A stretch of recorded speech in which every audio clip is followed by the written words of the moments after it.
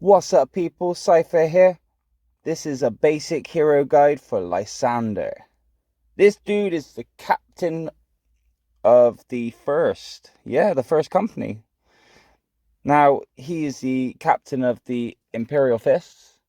He's been that way twice, I believe. If not, I don't know if there's any more, but from the story that I've accumulated, he seems to have become captain because of how great he was, got lost, got captured for a while, and then brought himself out, brought himself to freedom, therefore regaining his title of captain. So brilliant. He is definitely what sounds like a strong character in the lore. Let me tell you, in the game, he is definitely a brilliant character, or I think so anyway. There's a few people that sort of try and downplay him, but I don't see where their angle's at. Maybe bash on the meta, or maybe they just see him as overhype. I don't know.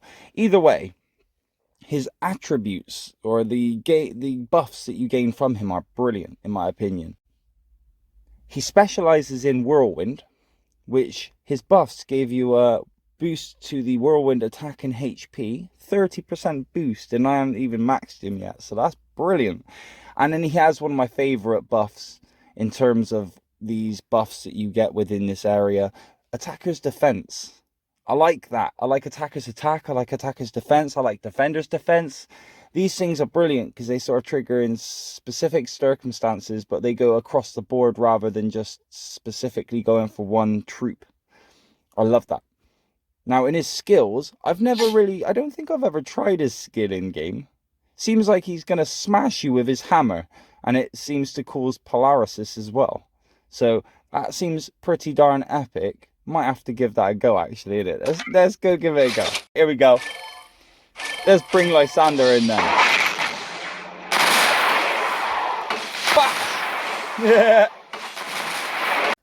So that was his skill. He smashes things with hammers. Haha. So let's go on to his green skill. His green skills are amazing in my opinion, two of which specifically. Marked Target 3. This one's just like Zealous Assault 3. It's going to give you a buff of potentially 78%. And that's a 30% chance to land that. And that is 78% damage dealt to the target. So that is definitely something that's brilliantly added into deployments and definitely adds that edge in terms of a battle. His secondary skill is a fixed one, static. It's Indomitable Defense, and it gains a 24% damage reduction. Now, that can be upped if your Lysander was max, you can bring it up to 31%. So that's definitely another brilliant addition. It's definitely helping in terms of the overall deployment statistics. I love these ones as well because you're not relying on that 30% to try and land it. It is there anyway. And last but definitely not least, in fact, on the contrary, I think this is his best skill of all, Valiant Retribution 3. When our army is attacked, there is a 24% chance to immediately launch a counter-attack against the attacker.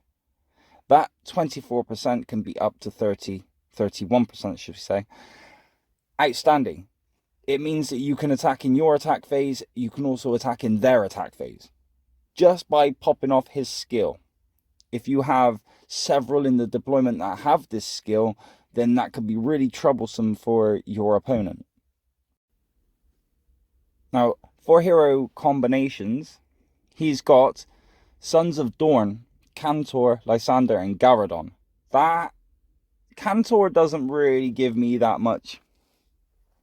Cantor isn't really giving me any sort of vibe there, you know. He's giving you, he's giving crit potential, like damage increase. He's not really doing much else though. Whereas Lysander and Garadon are really picking up the slack here. Now, you would then gain an increase in terms of your hero defense, which is cool because Garadon's a very defensive character. So that would increase the defense of him. That's definitely worth it. Primaris Squad Attack. Cantor is a Primaris specialist.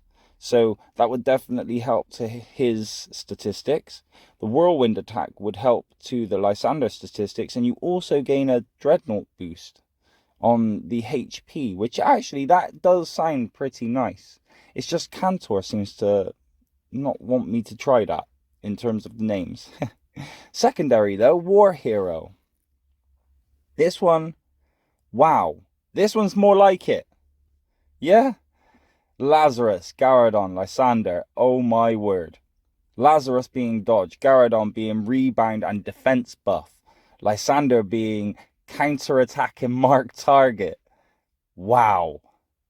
That's definitely something that if I had a Lazarus good enough, I would be so tempted to just go straight out right now and see how well that does. You gain a boost in the veteran's defense and the whirlwind's attack. 10%, they seem small, but at the same time, when you're adding it to the other buffs that you're already adding into the deployment, definitely making a difference. Right, let's go BopaBot with him and see what happens. And here comes Lysander. Bash! Cool, he whacked that one fast, didn't he? Lysander wasn't messing around. Let's go look at the report. What died? Only 5 died. That's actually decent. Like, he had a tiny little deployment with him. And 5 dreadnoughts were killed because of it. Wow. Impressive. How did his skill pop off? So, look, we have straight here the dreadnoughts. Before they died, they decided to pop off the counter-attack. As you see here, Valiant Retribution, 3. They received the counter-attack.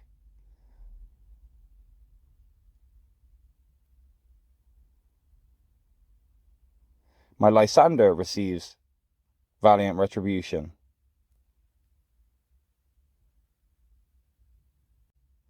So when you're in their attack phase, you seem to chip back at them. And when you're in your attack phase, you buff your damage dealt. Definitely a brilliant strategy when it comes to attack deployment. I would definitely say he is not a rally lead character. Do not put him in a rally lead position, in my opinion. He only has one fixed skill. The rest of his stuff seems to work on the trigger factor. Because of that, I would definitely put him in filler. In terms of a rally deployment, he should be brilliant in terms of filler. Like adding into those dodge style deployments, maybe you could put 2 dodge, 1 Lysander.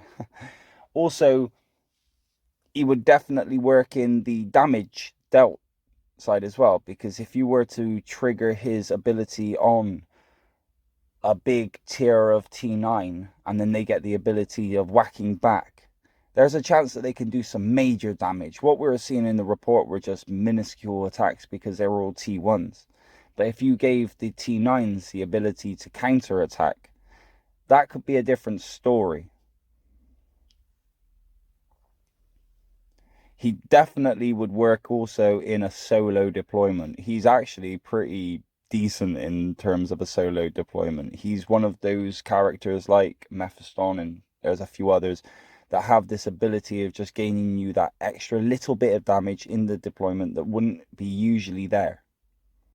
Well, I hope you've enjoyed this video and found it helpful. Please remember to like the video, subscribe to the channel, and comment if you'd like to. Much appreciated if you do. Bless up! My kind were created to feel no fear, but we understand it as a weapon we wield.